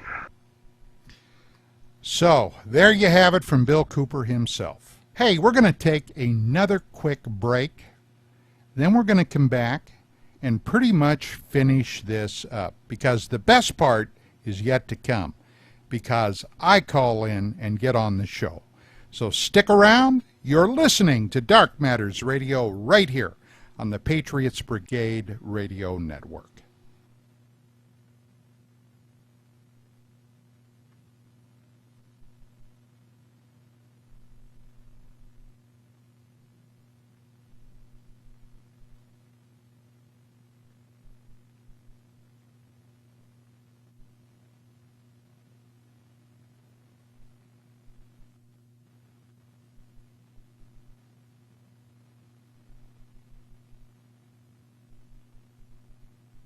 Okay, we are back. Now, in the last part, if you've been paying attention, you'll know that I was at home minding my own business late at night on the evening of September 26th and the early morning hours, September 27th, 1990. I get a phone call, and somebody says, "Don, have you been listening to the Billy Goodman Show?" And I said, "No." So I ended up tuning in, and I heard Mr. Cooper. Well, immediately, I grabbed my trusty telephone. I knew Goodman's call-in number, and I began calling in. And sure enough, lo and behold, I got his producer on the phone. And I told him, I said, "Hey, guy, this is Don Ecker from UFO Magazine. Now, I understand my name's been bandied about quite a bit this evening. So here's Billy's choice. He can put me on the air right now, or tomorrow morning, our attorneys will be giving Billy a call." Well, needless to say, the producer went in, told Billy I was on the show, that I was on the phone, and sure enough, he told the audience, and then he started pumping it for the classic showdown. Right here on the Billy Goodman Happening. You're saying that's Don from UFO Magazine, Roger? My producer says that Don Eckert from UFO Magazine has called in. He is on a line, and he'd love to address you this morning. I think it's only fair that you should know that ahead of time. Are you ready for him? I'm always ready for Mr. Pecker. No, Mr. Eckert. Mr. Eckert. Easy, Bill. We're on national radio here. You can see what a classy, classy guy Cooper was. Hey, I can't be easy. That man's an enemy. But you can't. I chop enemies to pieces. I know, but you can't say things like that on the radio. You affect our situation. Anything wrong, Billy? Oh, you didn't? No. Oh. And there we go. Billy Goodman, the buffoon, and Cooper's shill. His meal ticket. Come on. Okay, maybe you're right. Maybe I misinterpreted what you said and the double entendre meaning or something. I'm not quite sure myself. Oh yeah. So anyway. Many. We get on the show, and Billy brings me on the air. Boy, I had a lot to say. I didn't have all that much time to say it, so I wanted to make sure that those things that I did have to say, I got out. Because here's a little something that you're not aware of, but prior to Goodman being fired from his gig at KVEG, when he was still down in Las Vegas, before he started doing a show which was based out of Utah, Cooper had come on there when our first part 1 of the expose ran and really, really attacked us. I had called Goodman up, and I got him on the phone, and I demanded to come on the air and debate Cooper. Now, this is going to be important because later on, this little fact is going to pop up. And lo and behold, Goodman said he was going to bring me on so I could debate Cooper out of Vegas, and he got fired from his gig. So now we're in Utah, okay? Or it's coming out of Utah. And here was me coming on the air. Saying many things over the years.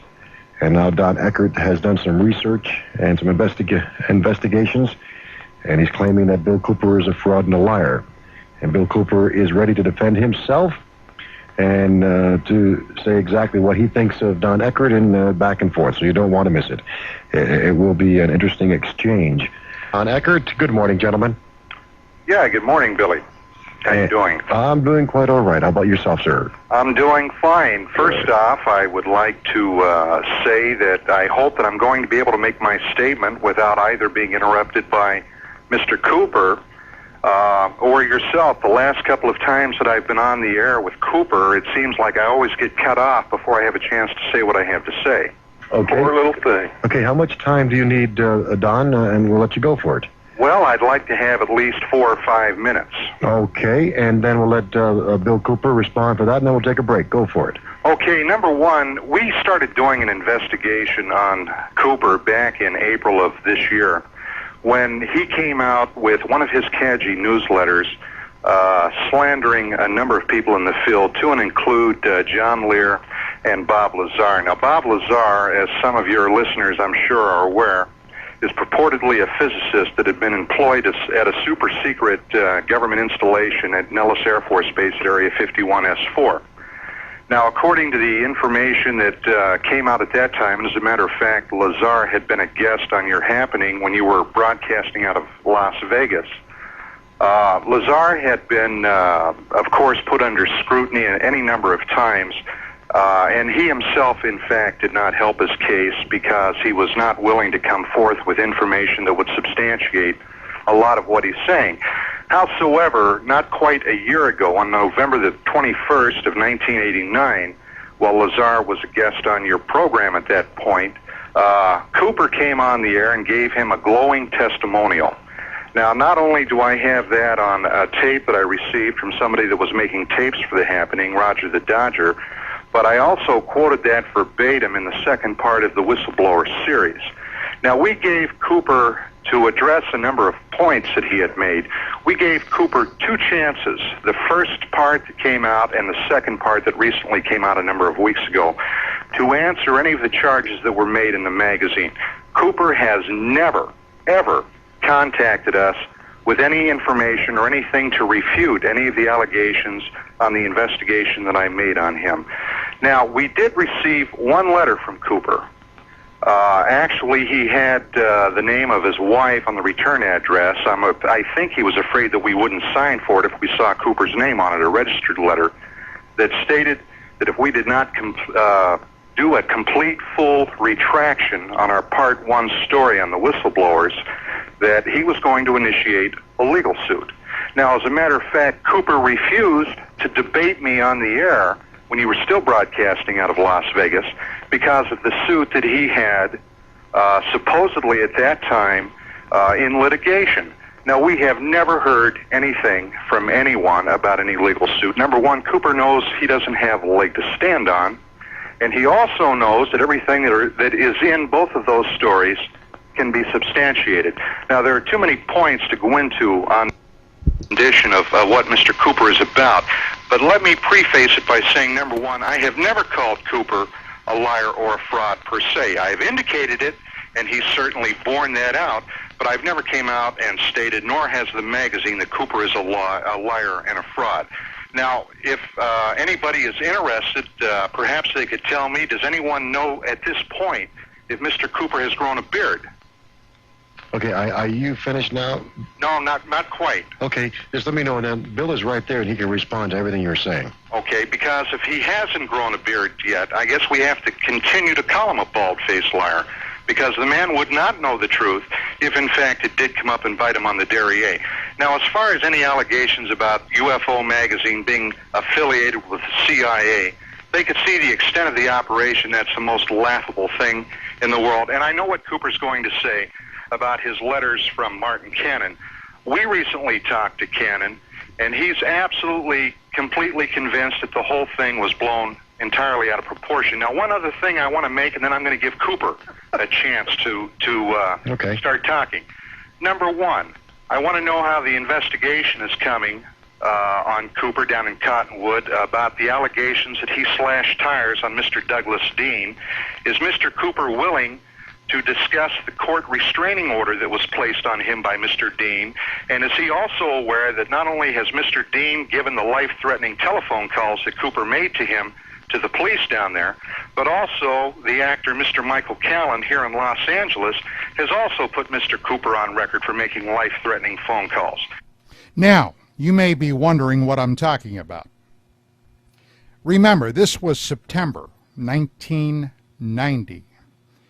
Toward the end of July, Michael Callan and Douglas Dean, those two Hollywood professionals that had offered to do a contract with Cooper and package him to get the message out, and the very people that put together his extravaganza at the Showboat, one night received, each of them, a series of 5 life-threatening phone calls. The reason? Cooper was trying to extort from them the master tapes of all his presentations and his speeches that he had given. He had decided that because he had partners, he was losing a ton of money. He wanted all the money for himself. And regardless of the fact that he had signed contracts with Callan and Doug Dean, so at any rate, they get a series of absolutely drunken, threatening calls from Cooper, and I'm going to play a couple for you right here. The next morning, Cooper, who was living only a few miles from Douglas Dean in Arizona, had gone over to Dean's house, according to his gardener, because Dean had left in the middle of the night. At the time then, Dean was about 69, 70 years of age, living by himself, and he didn't want to be there when a drunken, bullying stormtrooper type like Cooper came storming over to his house. When he got home later that day, after Cooper had been there and left, and he found this out from his gardener, all 4 tires on one of his vehicles was slashed. But I'll let Doug Dean tell you about it. And let me caution you, there is some very strong language in this. So if you are offended by strong language, this might be a part of the show that you don't want to listen to.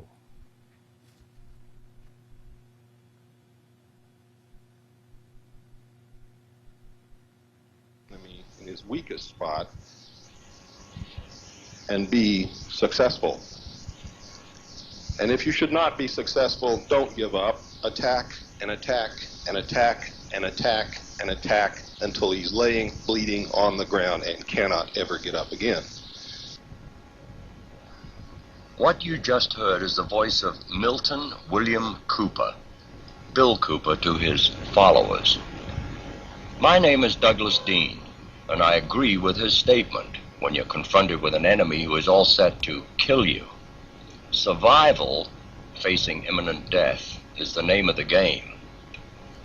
The trouble with Cooper's statement is that he believes everyone is his enemy.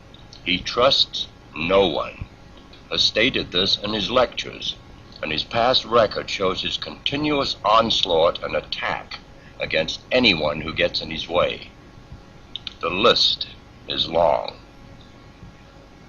Michael Callan and I made the mistake of trying to help Cooper get his message across in a big way where it would do the most good, instead of the nickel and dime operation he and his partner Stan Barrington were conducting. Promotion, the show business way, takes a lot of time, effort, and money. Cooper was all for it in the beginning, but his innate distrust through the 8 months of our association came to a head with his insistent demanding of all the master tapes of his lectures and interviews, which in reality never belonged to him, with the exception of tapes from 2 small lectures in Phoenix and Sedona, Arizona.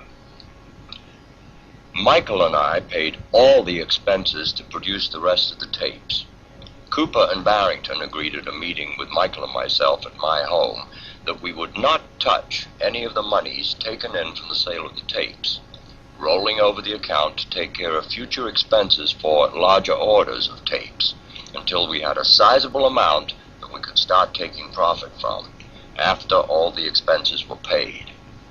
The monies that I took in are still untouched in the Need to Know Productions account. Barrington still owes a sizable amount to that account from sales that he never turned in.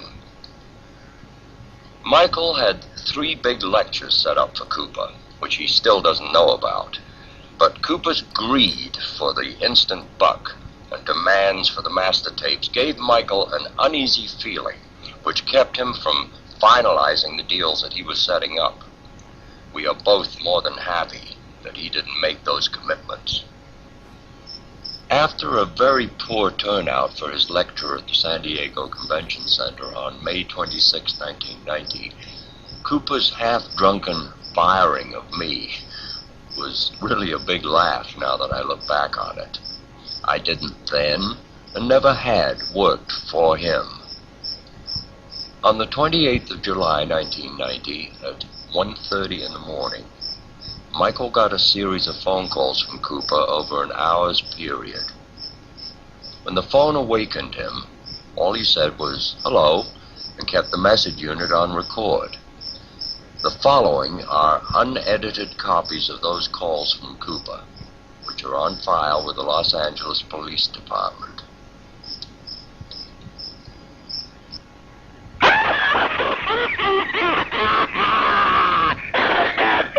Somebody that sold me your knees, and I'm coming to get him. I'm coming to get those knees, man. I'm gonna break them motherfuckers. I need 5 million fucking pieces.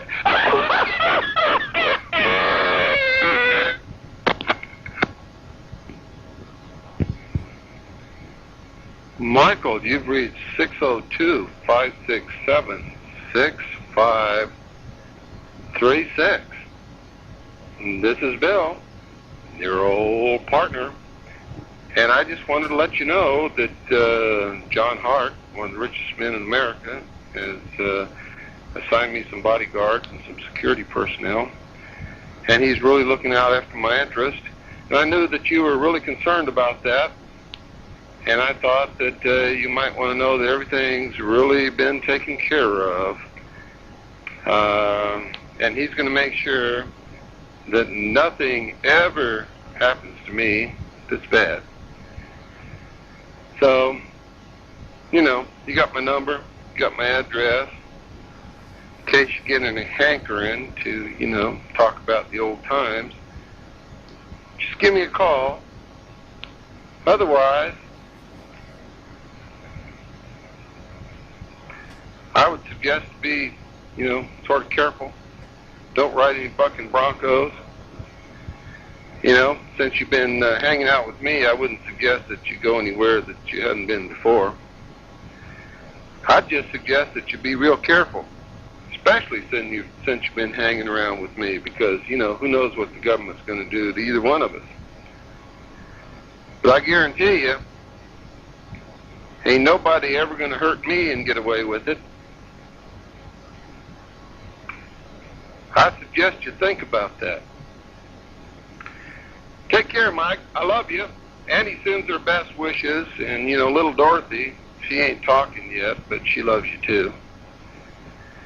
And we're going to make sure that you amount to something. Even if it's a pile of horse shit. And you take care of yourself. We're going to be thinking about you all the time. And, you know, we'll call you in a couple of weeks just to see how you're doing. Take care, Michael. We miss you. I mean, we really miss you. And we're going to get you a real good present real soon.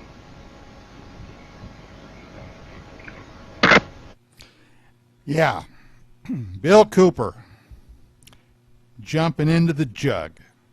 Now, there are a number of other phone messages he left that night. Doug Dean ended up calling the sheriff's department.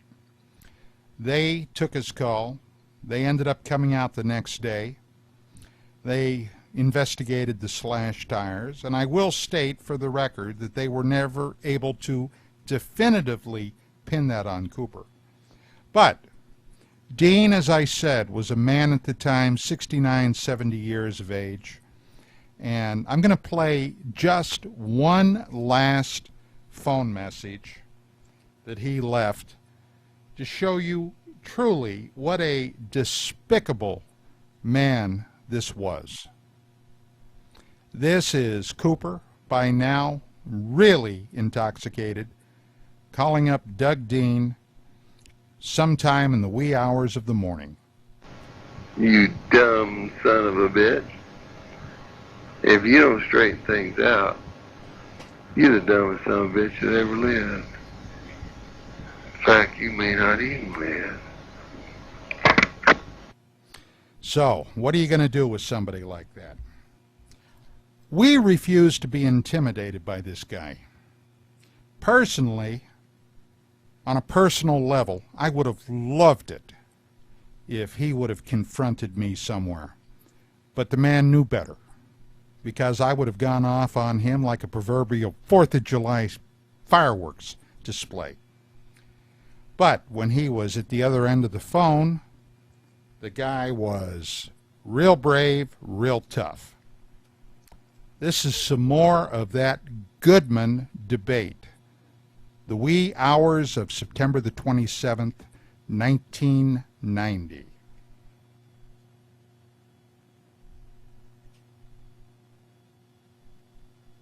Because of the credibility factor. I think the facts are that the reason that people wanted... tell the truth or doesn't he? It's cut and dry. Okay, but Don, I think with the mail that I received, I just want you to know what they wanted to know. They wanted to know if, in fact, you were telling the truth in the magazine or Bill Cooper's Well, if telling. I'm not telling the truth, and it's very simple. Cooper can sue me, right, and we'll go to court. That's what a lot of mail also. Bill, are you in the process of suing them?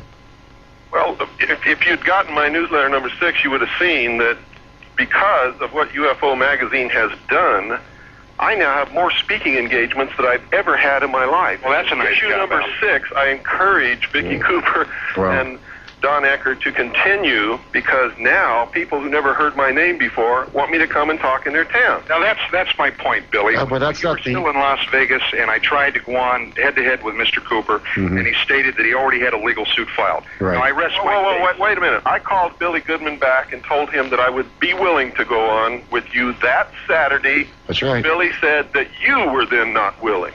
Well, then he didn't tell you the truth, because I tried to call him 3 times that week to find out. Hold it. I never said he was not willing. I never said that, Bill Cooper. Well, No, I never said he was not. Misunderstood you. Yeah, I no. called you back and I said I would see what would happen. I was supposed to hear from him, and I guess he never reached me. And Maybe that's what it was. Well, I was in the process of moving into the network situation. But anyway, getting... Oh, yeah. So. Or did he not belong on a... So. Show didn't last much longer that night. Of course, nothing was really accomplished. And soon thereafter, Cooper moved out of the UFO field and went strictly into the Patriot movement. For a while, he had a shortwave broadcast called The Hour of the Time. Some wag coined it the Hour of the Slime. But be that as it may, Cooper had a rather mixed review in all circles across the United States. While he was still living in Long Beach, the Long Beach police came out on a number of domestic dispute calls. I really felt sorry for the woman he was married to at the time. He had married a Chinese woman, brought her over here, and I had met her one time very briefly back in 1988. And Cooper would get liquored up, and whatever demons he was fighting, whether it was the demons in a bottle or the demons in his head, he would take it out on this woman. She eventually left him. By 2000, he was living down in Edgar, Arizona, and several warrants were out after him. Now, Cooper had a website, and he used to have periodic updates up there on the government coming to get him. And he claimed that he would meet any government agent or police officer with armed resistance. Now, remember, this was a few short years after the debacle at Waco, Texas, under Janet Reno, with the mass killing of over 80, almost 100 people at the Branch Davidian compound. And undoubtedly, the feds were fearful that another showdown like that would end up in another major shootout. But the warrants that Cooper had at that time hanging over his head included tax evasion, included bank defrauding, and the guy was just, quite frankly, a rather unpleasant character to be around. Just before he was killed in the shootout with police, a man had been driving by Cooper's property. Apparently, he either pulled into the property to turn around or something, but Cooper came storming out of his house, jumped in his vehicle, chased this man down, forced him off the road, and pulled him out of his car at gunpoint. The man happened to be a local medical doctor, an MD. As soon as he was able to get out of there, he contacted the police. The sheriff's department knew who Cooper was, and they knew that he had a reputation for being just a little dangerous. So that night, they came out, a SWAT team, surrounded his house. Then a couple of deputies jumped in a pickup truck like a couple of teenagers and were running around on his property. And Cooper heard them and came storming out. Jumped in his vehicle, went chasing down there after them. He was armed. They identified themselves as police officers and told him he was under arrest. He jumped back in his car, shot back up to his house. One officer jumped out in front of him, and he almost ran him down. The man was only able to get away by jumping out of the way. And upon getting to his house, he jumped out of his car. Another police officer popped out, screamed at him to halt. Cooper fired his weapon, striking this policeman in the head. The man was a Desert Shield veteran, a former Marine, and the last I heard, he was still in very bad shape, although thank God he didn't die. The police immediately returned fire. Cooper was killed. Should have been the end of the story. Unfortunately, it's not. There are still people out there that think that Bill Cooper was the real deal. I wrote an obituary for him for UFO magazine. As a matter of fact, I also wrote one for the 14 Times in the United Kingdom. The sad fact of the story was Cooper was a deeply disturbed man that saw everybody as an enemy. He also thought that he had found his way to financial security by hawking one of the most extraordinary conspiracy theories in the world around the web and around the world. Unfortunately, there are still people out there today that think that Bill Cooper was onto something. Well, my final word on it, the only thing Bill Cooper was on was a fifth of Chivas Regal. Hey, sad story. And there will be those people that probably go to their grave thinking he was the real deal. That's it for this edition of Dark Matters Radio. My name is Don Ecker. I'm your host, and soon we're going to be coming at you live. We're going to have more word on that as things develop. So in the meantime, keep looking up, keep your eyes to the skies, and we'll see you on the next edition of Dark Matters Radio, heard right here on the Patriot Brigade Radio Network.